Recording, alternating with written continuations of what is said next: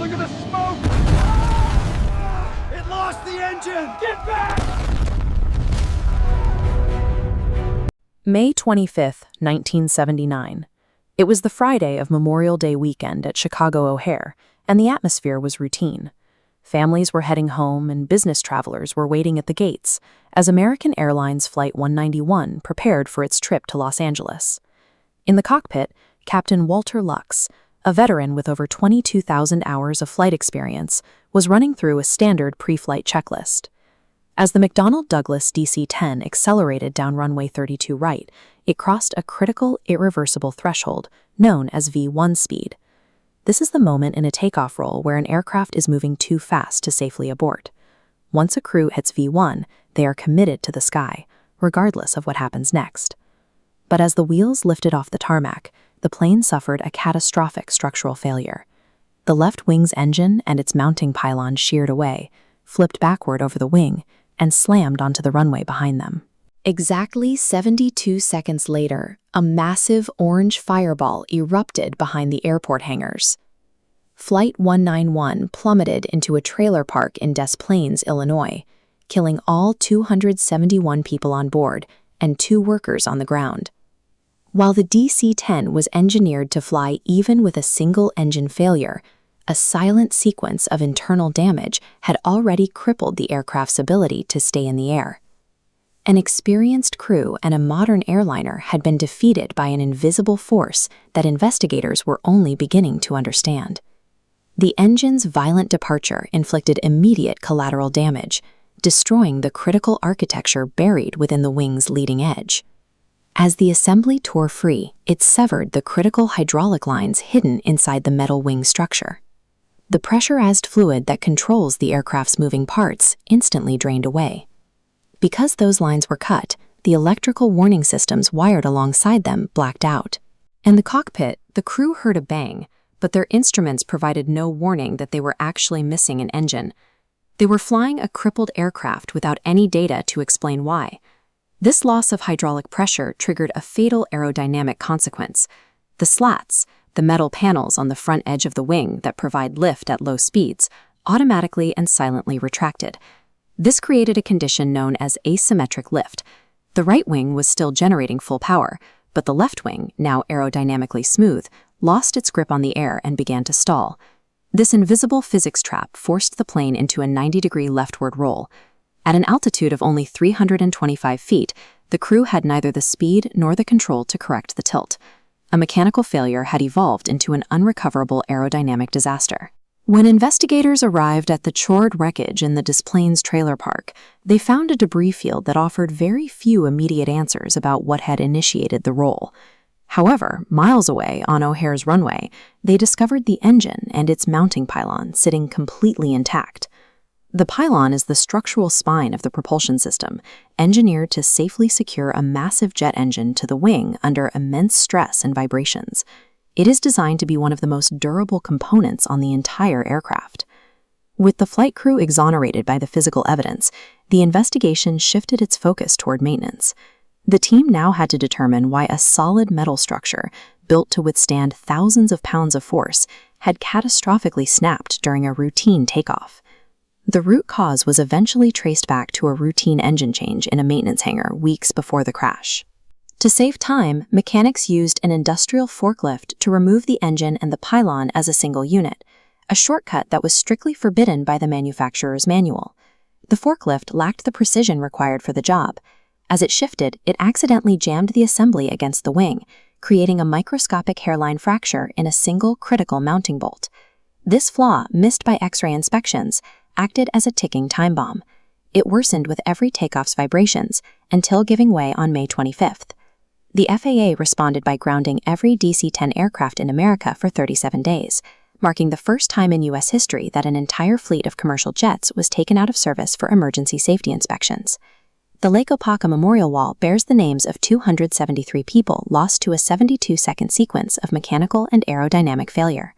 It stands as a reminder that an ignored manual line and a microscopic flaw can initiate a catastrophe no pilot could ever correct. In the unforgiving world of aviation, there is no such thing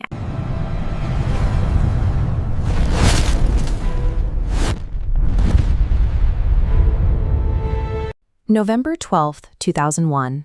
62 days had passed since the Twin Towers collapsed, and the Manhattan skyline was still a landscape of smoke and prayer. In a city where every plane in the sky was now a source of anxiety, New Yorkers lived in a constant state of high alert. Yet the city had to keep moving. At JFK, American Airlines Flight 587 sat at Gate 27, preparing for a routine trip to Santo Domingo. The 260 passengers were mostly Dominican Americans heading home to visit family, served by 9 crew members. Captain Edward States, a veteran with over 8,000 flight hours, confirmed the clear weather during his pre-flight checks. All systems were normal. At 9:14 a.m., the heavy Airbus A300 began its takeoff roll down runway 31 left. It was a standard departure that followed every regulation in the book. But within 2 minutes, this routine flight would shatter the city's fragile peace once again. At an altitude of 2,900 feet, the aircraft suddenly lost all stability. It plummets into the quiet neighborhood of Bell Harbor, Queens, destroying 5 homes. All 260 people on board and 5 residents on the ground were killed, bringing the total death toll to 265. The national reaction was instantaneous panic. Coming so soon after 9/11, the media and the government immediately braced for a second wave of terrorism. Every major airport in the New York area was ordered into an immediate ground stop. But the investigators arriving at the scene found no evidence of a criminal act. There was no explosive residue, no sign of a cockpit struggle, and no indication of a hijacking. They were looking at a catastrophic mechanical failure. The focus shifted to a piece of evidence found nearly a mile away in Jamaica Bay. The plane's 27-foot tail fin, the vertical stabilizer, had separated from the fuselage while the plane was still in the air.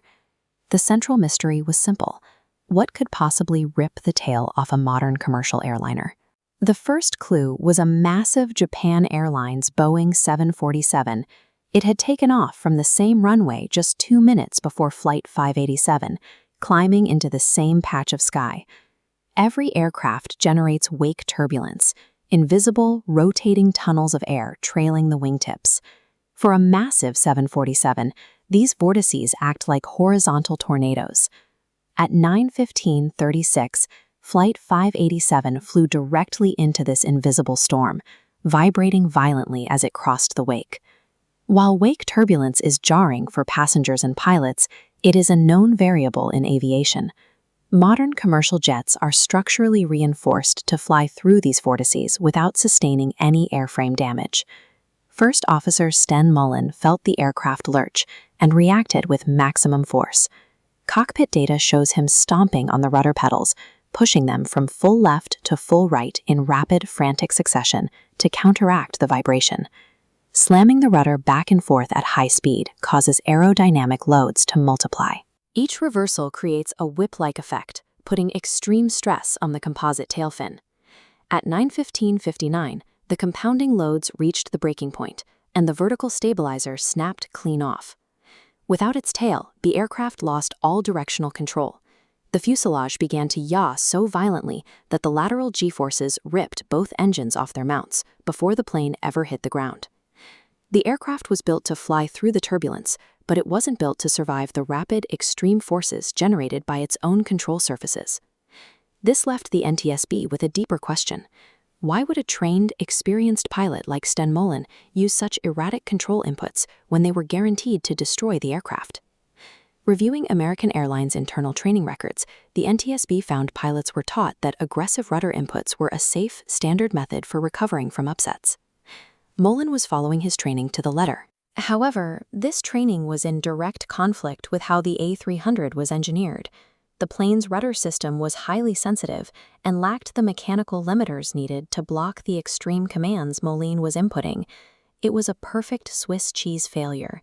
A pilot did exactly what he was trained to do inside an aircraft that physically could not handle those specific commands. In the wake of the crash, the FAA issued an immediate mandate. All global airlines were required to completely overhaul their upset recovery training, specifically removing the dangerous rudder techniques.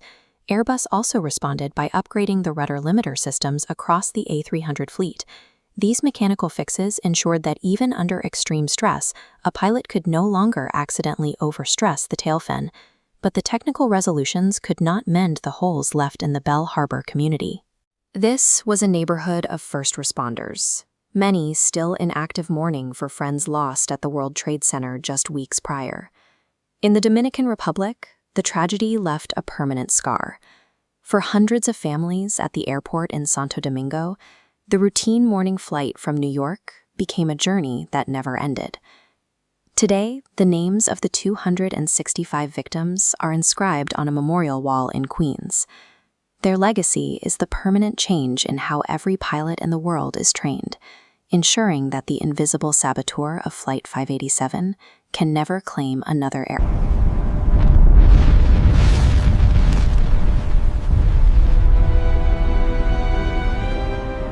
July 17th, 1996. It's a sweltering summer evening at New York's JFK International Airport, and the concrete tarmac is radiating heat.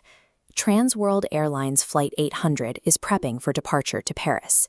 The aircraft is a 25-year-old Boeing 747, fully certified to fly, carrying 230 passengers and crew. Among them are 16 students from the French Club at Montoursville High School in Pennsylvania. They are 16 years old, carrying dictionaries and maps, buzzing with the anticipation of seeing the Eiffel Tower for the first time. But departure is stalled. A baggage discrepancy keeps the plane parked at the gate for an extra 90 minutes. The passengers wait in the cabin while the summer air bears down on the exterior of the aircraft. Tarmac delays are a routine annoyance in commercial aviation. On this specific evening, however, those 90 minutes stationary on the ground serve as the first variable in a fatal equation. At 8:02 p.m., Flight 800 finally takes off. The climb is perfectly routine. As the plane reaches 13,800 feet over the Atlantic Ocean, the engines are running smoothly. The cockpit voice recorder captures no warnings, no panic, and no distress signals. 12 minutes into the flight, the air traffic control radar screen shows a normal track, and then the plane simply vanishes from the screen. While controllers are met with dead air, people standing on the shores of Long Island see something terrifying. Witnesses report a streak of light ascending into the dark sky, immediately followed by a massive, violent explosion. The Boeing 747 snaps into two pieces in midair. The shattered aircraft plummets into the Atlantic, scattering debris across 8 square miles of water. None of the 230 people on board survive. With over 270 people claiming they saw a streak of light hit the plane, a terrifying question grips the country. Did eyewitnesses just watch a terrorist missile strike an American commercial airliner? To find the answer, the U.S. government launches the most expensive aviation inquiry in history. Over the next 16 months, Navy divers combed the ocean floor, part of a $230 million effort to recover the aircraft. They pull an astonishing 95% of the wreckage from the water. Investigators meticulously piece the twisted metal back together on giant scaffolding inside a New York hangar, trying to read the physical damage to determine what tore the plane apart. Outside that hangar, public consensus is already forming. The 270 eyewitness accounts of an upward streak of light fuel massive speculation that the plane was shot down by a rogue missile. But look at this trajectory diagram mapping the debris field. When the initial explosion sheared off the front of the aircraft, the plane didn't immediately fall. The engines were still running, and momentum carried the burning main fuselage upward for several thousand feet. That trailing jet fuel was the upward streak of light the witnesses saw. With physical evidence ruling out a surface-to-air strike, investigators realized the threat didn't come from the outside. Instead, they have to look deep inside the massive mechanical systems of the 747 aircraft to find the actual ignition source. The search zeroes in on the aircraft's center wing fuel tank. As we can see in this wireframe, the tank sits dead center in the fuselage, directly beneath the passenger cabin. Remember that 90-minute delay on the tarmac? During that entire wait, the aircraft's heavy-duty air conditioning units, located right under that tank, were running constantly, venting intense heat directly upward. Because the tank was nearly empty, holding only about 50 pounds of fuel, that continuous heat baked the inside. The internal temperature climbed over 100 degrees Fahrenheit, boiling the remaining liquid into a dense cloud of highly explosive vapor. All that vapor needed was a trigger. Investigators traced the final fatal flaw to a 25-year-old wire connected to the fuel quantity indicator. A microscopic short circuit introduces a single spark into the vapor. A delayed flight, a running air conditioner, a near-empty tank, and a frayed wire combined to blow the jet apart in a fraction of a second. 4 years after the crash, the National Transportation Safety Board delivers its final report. The conclusion is absolute. Electrical failure and mechanical oversight caused the explosion. No bomb, no missile, no terrorism. This discovery prompts an immediate mandate from the Federal Aviation Administration. Every commercial passenger jet must be retrofitted with a nitrogen inerting system in its fuel tanks. Looking at this cross-section, we see how the system works. It actively pumps nitrogen gas into the tank to flush out the oxygen. Without oxygen, even the hottest fuel vapors cannot catch fire, no matter how many sparks are introduced. Today, that technology is a standard requirement, born directly from the loss of 230 people. It is a heavy price, paid by families who waited for a flight to Paris that never arrived, including 16 high school students who never got to see the Eiffel Tower. The passengers of Flight 800 never made it to their destination, but the agonizing 4-year search for the truth inside the wreckage of their aircraft forged an engineering standard that safely carries billions of travelers through the sky.